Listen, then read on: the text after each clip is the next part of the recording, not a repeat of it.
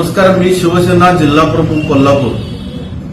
आज सकाळी अनावधानाने माझ्या मुलगीकडून, माझी लहान मुलगी आहे, तिचं नाव ईश्वरी, तिच्याकडून एक व्हिडिओ स्टेटसला लागला। माझ्या घरामध्ये वाघ किंवा अन्य काही दिसलं तर त्यांना ठाकरे आणि शिवसेना इतकंच आठवतं, इतकंच दिसतं। लहान मुलगी माझी आत्ता 4थी पास झाली, तिच्याकडून एक स्टेटस लावला गेला आणि तो स्टेटस नजर चुकीनं लागला तिच्याकडून। मी 1-2 मिनिटात तो पाहिला आणि मी डिलीट केला। तिला विचारलं, बाळा असं नाही, मला वाटलं आपलं शिवसेनेचं आहे म्हणून मी लावलं। उलट मला अभिमान वाटतो तिनं ते, म्हणजे त्यांना माझ्या घरामध्ये वाघ दिसला की ते ठाकरे म्हणतात याचा मला अभिमान वाटतो। पण त्याचा राजकीय प्रपोगंडा ठराविक जे कोण चॅनलवाले असतील त्यांनी घेतला, कोणत्या उद्देशाने घेतला माहिती नाही। मी माझ्या लगेच मोबाईलला स्टेटस लावला की हा स्टेटस माझ्या मुलगीकडून लावण्यात आला होता, तो नजर चुकीनं लागला होता। याचा राजकीय प्रपोगंडा, राजकीय विपर्यास कुणी करू नये, याचा गैरफायदा कुणी घेऊ नये, हे मी लगेच आज माझ्या या मोबाईलला माझ्या स्टेटसमध्ये दिसत पण असेल।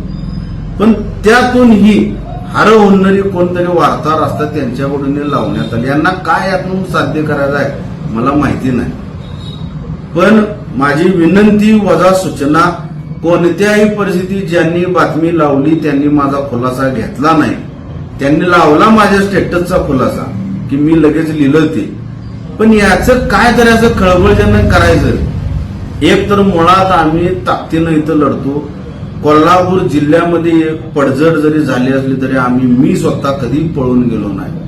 मी जिल्हा प्रमुख झाल्यापासून ते आताच्या क्षणापर्यंत पक्ष आणि ठाकरे पक्षच याच नात्यानं लढतो।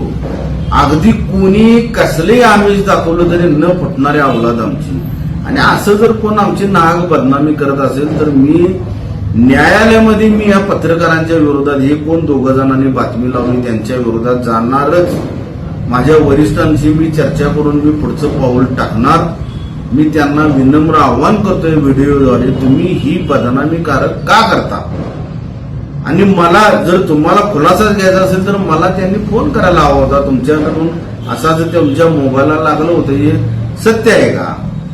मग त्यांना इतकी जर सत्यताच पाहिजे असेल, मी डोनाल्ड ट्रम्प, नरेंद्र मोदींचे केस कापा लागलेत असा पण व्हिडिओ लावला।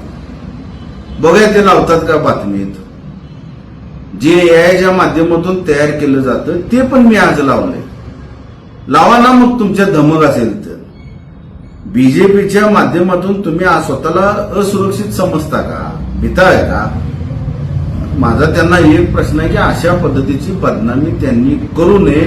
उद्या कोणत्याही परिस्थितीमध्ये पत्रकार संघाच्या अध्यक्षांच्याकडे माझी लेखी तक्रार जाणार आणि मी या दोन्ही बातम्या घेऊन न्यायालयात जाणार।